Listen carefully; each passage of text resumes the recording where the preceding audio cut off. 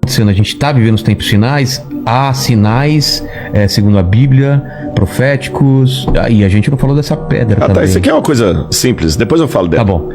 Bom, na verdade... Porque tem esse movimento, né? Claro. A pandemia faz parte Claro. disso, o anticristo já está aí. Aliás, a gente está perto da segunda volta de Cristo. Claro, eu acredito que sim. Sim. Mas vamos lembrar uma coisa. Quando os discípulos perguntaram para Jesus, que sinal haverá de tua vinda e da consumação dos séculos, do fim do mundo, Jesus falou assim, olha, cuidado que ninguém engane vocês. Primeira coisa que ele já falou. Cuidado. Virão muitos em meu nome dizendo, eu sou o Cristo, enganarão a muitos. Certamente, isso está em Mateus capítulo 24. Depois, quem tiver uma Bíblia em casa, procure em Mateus capítulo 24. Ele fala o seguinte, certamente, vocês ouvirão falar de guerras e rumores de guerras. Não se assustem, ainda não é o fim. Se levantará nação contra nação, reino contra reino. Haverá fomes e terremotos em vários lugares. Mas isso é apenas o princípio das dores. Princípio das dores, exatamente. Então veja bem, guerra tem no mundo desde que o mundo é mundo. Fome, a Bíblia fala fome no Egito na época de José. Então não vou falar assim, o mundo está chegando ao fim porque está tendo guerra. O mundo está chegando ao fim porque está tendo fome. Não faz sentido.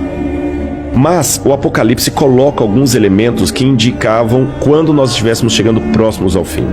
Embora, nota de rodapé aqui, ninguém sabe o dia nem a hora da volta de Jesus. É estupidez. Tentar adivinhar. Não, claro, não podemos isso. Você entendeu? Bom, mas a gente pode saber a proximidade dos tempos em que vivemos. Então tem algumas coisas no Apocalipse que são características do tempo do fim. Exemplo, Apocalipse 11:19. Diz assim, as nações ficaram iradas. Chegou, porém, o juízo de Deus e o tempo determinado para ele dar o prêmio aos seus santos e aos profetas, e o tempo para destruir os que estão destruindo a terra. Ora, na época de Cristo não tinha como destruir a terra. O Apocalipse está fazendo uma profecia de uma época em que a terra poderia ser destruída por seres humanos, coisa que na época do Apocalipse não tinha como. E ele fala depois das pragas de Deus que iriam cair.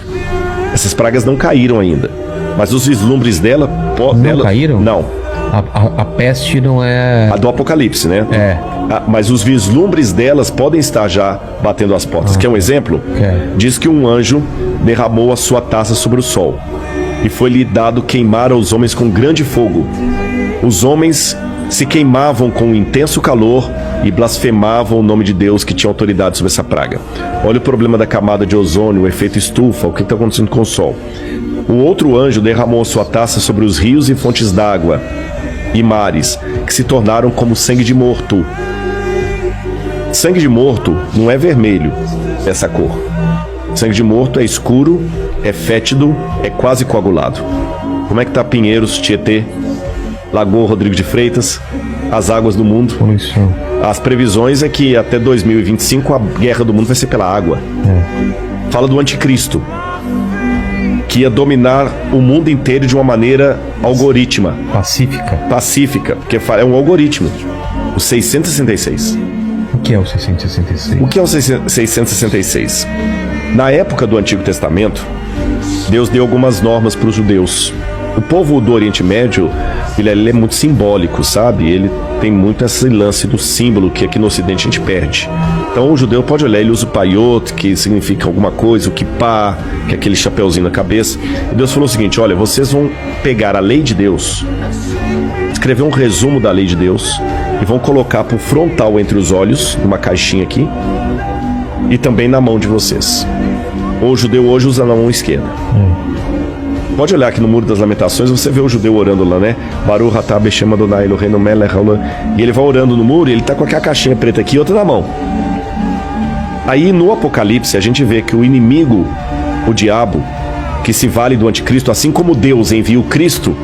o anticristo é a versão do Cristo pro demônio. Pro demônio, o anticristo. Ele faz uma paródia de Cristo. Aí...